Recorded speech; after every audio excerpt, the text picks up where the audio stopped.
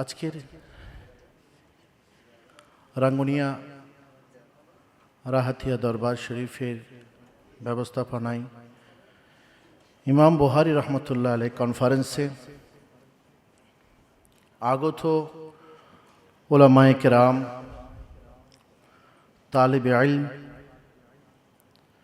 আহলে সুন্নাত ওয়াল জামাতের বিজ্ঞ নেতৃবৃন্দ এবং সর্বোপরি আশিকানে রসুল, আল্লাহ পাক আজকের এই কনফারেন্সকে কবুল করুক। সবাইকে ইমাম বুখারী রহমতুল্লাহ আলাইহির ফয়জান নসিব করুক। সবাই বলে আমিন।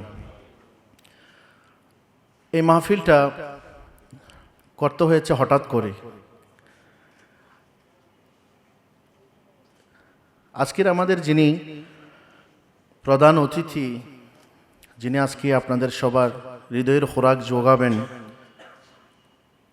বিশ্বখ্যাত মুবাল্লিগ ইসলাম আল্লামা মোহাম্মদ রাজা সাকিব মুস্তাফাই, উনি গত সপ্তাহেই আমাকে শিডিউল দিয়েছেন যে উনি আসছেন। আমি যদি সময় পেতাম যে এক মাস আগে ওনার শিডিউল বা কিছুটা দিন যদি পাইতাম, তাইলে হয়তো একটা প্রিপারেশন নিতে পারতাম। হঠাৎ করে শিডিউল দেওয়া হয়েছে উনি 3 দিনের জন্য চট্টগ্রামে আসবেন, এবং যে 3 দিন সময় দিয়েছে আপনারা সবাই জানেন, আমরা চট্টগ্রামেরই মানুষ। বৃহস্পতি, শুক্র, শনি, এই 3টা দিন আমাদের জন্য খুবই ব্যস্ততার দিন। সরকারি ছুটি, বিয়ে শাদী, মেজবান অনুষ্ঠান আদি, আকিকা, বাড়িতে বিভিন্ন রকম প্রোগ্রাম, দাওয়াত শাদী, এগুলি আমাদের সব 3 দিনের মধ্যে হয়। তাছাড়া এখন হচ্ছে বৈশাখ মাসের শুরু, জোরো আবহাওয়া, কখন কোন সময় আসে তার কোনো হিসাব নেই। সব মিলিয়ে চিন্তা করেছি প্রোগ্রামটা যদি দরবারে দেই তাইলে এটা বাইরে করতে হবে, আর যদি এটা ইনডোরে প্রোগ্রাম করি তাইলে ওনারকে শোনার মতো সামিনের প্রয়োজন আছে। ওনাকে যারা শোনেন, যারা বুঝেন, যারা ওনাকে দেখেছেন, হৃদয়ে যারা স্থান দিয়েছেন, তারাই তো ওনাকে শুনবেন। আর যারা কখনো ওনার নাম শুনেন নেই বা ওনাকে দেখেন নেই, তারা ওনার কাছে আসবেনই বা কেন? আমি প্রায় 10-12 বছর আগ থেকে ওনাকে শুনছি, ওনাকে দেখছি। বিশেষ করে ওনার ইদারা, যে ইদারাতুল মুস্তাফা ইন্টারন্যাশনাল, এটা এত বেশি পরিচ্ছন্ন এবং এত বেশি স্মার্ট। আমার মনে হয় বিশ্বের মধ্যে যে সুন্নি স্ট্যান্ডার্ড মাদ্রাসাগুলির মধ্যে ওনার মাদ্রাসাটা মনে হয় অন্যতম।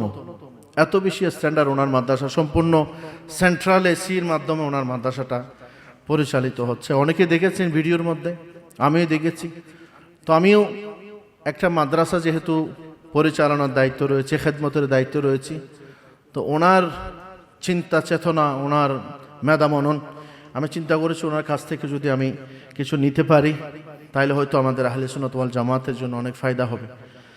ভাবতাম ওনাকে কখন আনা যায় বা ওনাকে আনা যাবে কি না, তো এটা হঠাৎ করে ওনাকে পেয়ে গেলাম।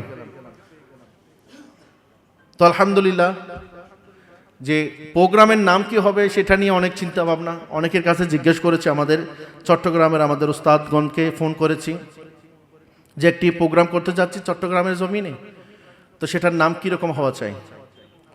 তো অনেকে বলেছেন ইমাম আজম কনফারেন্স করার জন্য, যেহেতু রাবাতায়ে উলামায়ে আহলে সুন্নাহ, ওনারা তো ইমাম আজম কনফারেন্স করে থাকেন।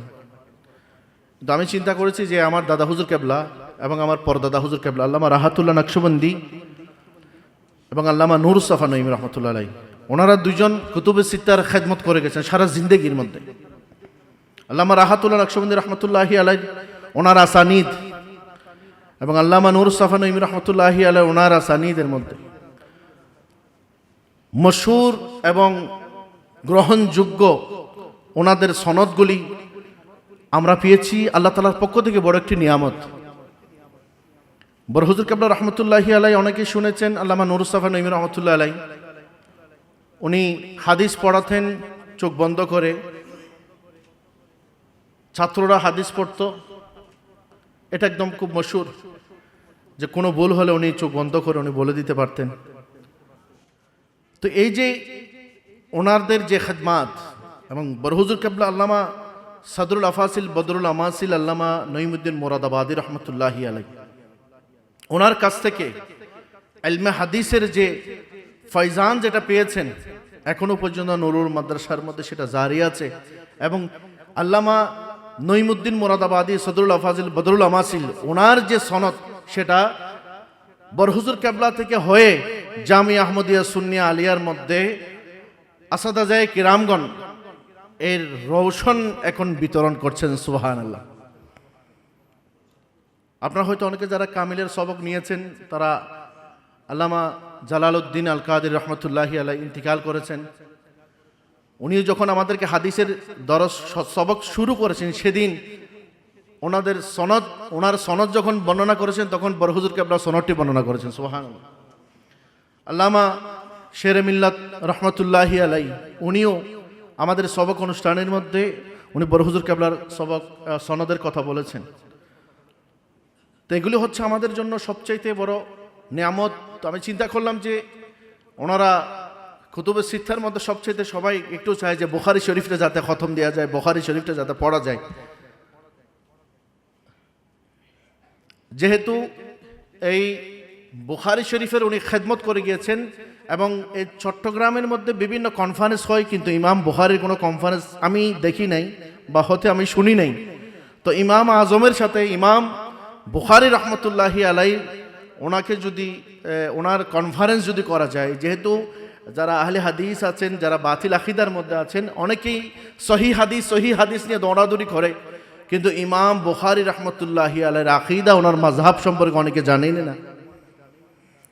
আজকের আমাদের মিশনটা হচ্ছে ইমাম আজম রহমতুল্লাহি আলাইহি কনফারেন্স করে যেভাবে ইমাম আজম রহমতুল্লাহ আলাইহির মাযহাবকে আমরা আহলে সুন্নাত ওয়াল জামাতের মাধ্যমে আমোদাম করছে এবং এটার বিশুদ্ধতার মধ্যে আমরা মজবুত দলিল দিচ্ছি, ঠিক একই রকম ভাবে যারা সহি হাদিস বলে ইমাম বুখারীর হাদিসগুলি সামনে আনে তারা যাতে জানুক যে ইমাম বুখারীর আকীদা কি ছিল, ইমাম বুখারীর মাযহাব কি ছিল। এটার মাধ্যমে আমি মনে করি যে ইমাম আজম এবং ইমাম বুখারী রহমতুল্লাহ, আমাদের মুফতি আজম আল্লামা ওসির রহমান আল কাদের মাদ্দাজিল্লুহুল আলী, ওনাকে যখন ফোন করেছিলাম উনি বলেছেন যে তোমার কনফারেন্সটা এরকম হওয়া দরকার, ইমাম আজম এবং ইমাম বুখারী কনফারেন্স।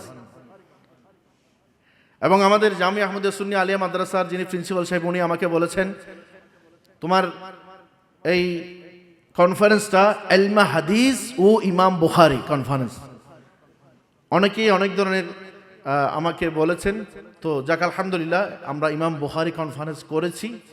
জানি না আমাদের এখানে অনেক ভুল হবে, কারণ আমরা ফার্স্ট টাইম চট্টগ্রামের মধ্যে দরবারের পক্ষ থেকে প্রোগ্রাম করছি। আমার দাদা হুজুর কেবলা উনিও গ্রামের মধ্যে থাকতেন, উনিও তেমন প্রসার এগুলি পছন্দ করতেন না, উনি নিজেকে নিয়ে থাকতেন, নকশবন্দি তরিকার ছিলেন।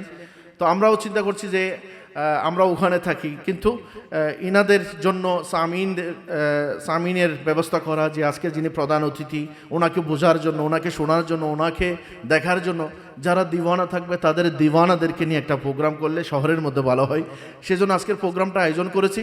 তো আমি আপনাদের সবার কাছ থেকে সহযোগিতা চাই, যদি এই প্রোগ্রামটা আপনাদের সবার ভালো লাগে, যদি আমাদের দরবারের ভুল তো হবেই, যেহেতু আমাদের সুন্নিদের মধ্যে অনেক সমস্যা, আসলে একটা প্রোগ্রাম করতে গিয়ে এগুলো বোঝা যায়, নাহলে আগে বোঝা যেত না যে আমরা দরবারে প্রোগ্রাম করতাম, কেউ আসলো না আসলে নাই, কিন্তু এখানে প্রোগ্রাম করে অনেক কিছু বুঝতে পারলাম। তারপর আপনারা যদি সহযোগিতা করেন তাইলে ইনশাআল্লাহ তাআলা এই ইমাম বুখারী কনফারেন্স প্রতি বছর দরবারের পক্ষ থেকে করব ইনশাআল্লাহ, যদি আপনারা সবাই চান, আপনারা যদি সহযোগিতা করেন। আর আমাদেরকে আজকে সহযোগিতা করেছে আমাদের জামিয়া আহমদিয়া সুন্নিয়া আলিয়া মাদ্রাসার আসাদাজায়ে কেরাম, জুলিয়ামিন ছাত্র সংগঠন এবং আমাদের বাংলা ইসলামী ছাত্র সেনা, যুব সেনা ইসলামী ফ্রন্ট, গোসিয়া কমিটি বাংলাদেশ, আহলে সুন্নাত ওয়াল জামাতের সুবহানে আলিয়া মাদ্রাসা, আমাদের আলামিন বারিয়া মাদ্রাসা, নাসারি আলিয়া মাদ্রাসা, সবাই অনেক সহযোগিতা করেছে আলহামদুলিল্লাহ। তো এই প্রোগ্রামটি আয়োজন হচ্ছে। তো প্রোগ্রামের মধ্যে কোনো সভাপতি, আমি ওনাদেরকে বলবো যে কোনো সভাপতির নাম ঘোষণা না করার জন্য, কিন্তু আমাদের সবচেয়ে বড় সমস্যা সভাপতি, প্রধান অতিথি, প্রধান বক্তা, এইগুলি নিয়ে অনেক ধরনের সমস্যা। সেজন্য আমাদের পোস্টারের মধ্যে কোনো সভাপতিও নেই, কোনো উদ্বোধকও নেই, কোনো প্রধান বক্তাও নয়, বিশেষ বক্তাও নয়, একজন অতিথি উনি বক্তব্য দিবেন, বাকি আমরা যারা আছি আমরা সবাই মেজবান। ওরকম করে আমাদের প্রোগ্রামটা আয়োজন করেছি। তা আমাদের সিস্টেমটা যাতে একটু চেঞ্জ হয়, তা আমি বলবো যে এখানে বারবার সভাপতির নাম ঘোষণা করার কোনো প্রয়োজন নেই, এবং যারা আলেম ওলামাগণ আসবেন তাদেরও লম্বা আমরা অনেক বিশেষণ দিয়ে অনেক লম্বা করে একজনের আমরা অনেক উপাধি দিয়ে আমরা তার নামটা ঘোষণা করি। আমি বলবো যাতে সংক্ষিপ্তভাবে সময়ের গুরুত্ব দিয়ে যাতে আমাদের প্রোগ্রামটা যাতে সুন্দর পরিচ্ছন্ন একটি প্রোগ্রাম হয়, এবং এই প্রোগ্রামের মাধ্যমে আগামীতে যাতে এই ইমাম বুখারী রহমতুল্লাহ আলাইহি কনফারেন্স আগামীতে যাতে হয়, সবাই যাতে স্বস্তি পায়, সবাই যাতে এটার মাধ্যমে রৌহানি খোরাক পায়, সেজন্য আমি সবার কাছে অনুরোধ করব। এবং যারা বক্তব্য দিতে আসবেন আমাদের খুবই সংক্ষেপ এবং সংক্ষিপ্ত বক্তব্য দিবেন, শুধু আপনার মতামতটি দিবেন। এবং আমাদের নির্দিষ্ট বক্তাদেরকে আমরা বলেছি ইমাম বুখারীর আকীদার উপর, ইমাম বুখারীর ফিকিরের উপর, ইমাম বুখারীর যে উস্তাদগণের উপর আলোচনা করার জন্য তারা নির্দিষ্ট সময়ে বক্তাগণ আলোচনা করবেন। তবে আমাদের এই আলোচনাগুলি ইনশাআল্লাহ তাআলা ইন্টারন্যাশনাল মিডিয়ার মাধ্যমে, এটা বাংলা, আরবি, উর্দু, ইংলিশের মাধ্যমে এটা অনুবাদ হয়ে বিশ্বের বিভিন্ন জায়গার মধ্যে প্রচার হবে। সেজন্য আমি বলবো যাতে কেন পরিচ্ছন্নভাবে বক্তব্য দেওয়া হয়, এবং কাউকে কোনো রকম কটাক্ষ করে এবং কারো নাম এখানে বলার দরকার নাই। আপনি যখন স্টেজের মধ্যে আসবেন বক্তব্য দিতে সরাসরি বক্তব্যের মধ্যে চলে যাবেন। সবাইকে ধন্যবাদ, মোবারকবাদ জানাচ্ছি। এবং আমাদের অনেক বক্তা এখানে আসছেন, এখানে অনেকেই আসছেন যাদেরকে আমি দেখছি যারা বক্তব্য দিতে দিলেই একটা কনফারেন্স ওনাদের জন্য যথেষ্ট হয়ে যাবে। অনেক বক্তা এখানে আসছেন আলহামদুলিল্লাহ। তো আজকে যদি কারো সুযোগ না হয়, মনে করবেন না যে আপনাকে আমরা সুযোগ দিই নাই, এটা মনে করবেন আল্লাহর ওয়াস্তে আমরা প্রোগ্রাম করেছি, আমাদের ভুল হতে পারে, আমাদের সব ভুল ক্ষমা সুন্দর দৃষ্টিতে দেখবেন। শুধু মনে করবেন এটা ইমাম বুখারীর আয়োজন হচ্ছে, এটা আমার দাদা হুজুরের উরস করছি না, বা আমাদের কারো ওলিমা হচ্ছে না। ইমাম বুখারী রহমতুল্লাহ আলাইহির এখানে কনফারেন্স হচ্ছে, যাতে ইমাম বুখারীর ফয়জান আমাদের নসিব হয়। সেজন্য সবাইকে ক্ষমা সুন্দর দৃষ্টিতে এখানে বসার জন্য অনুরোধ জানিয়ে আমি আমার বক্তব্য শেষ করলাম। আসসালামু আলাইকুম ওয়া রাহমাতুল্লাহ।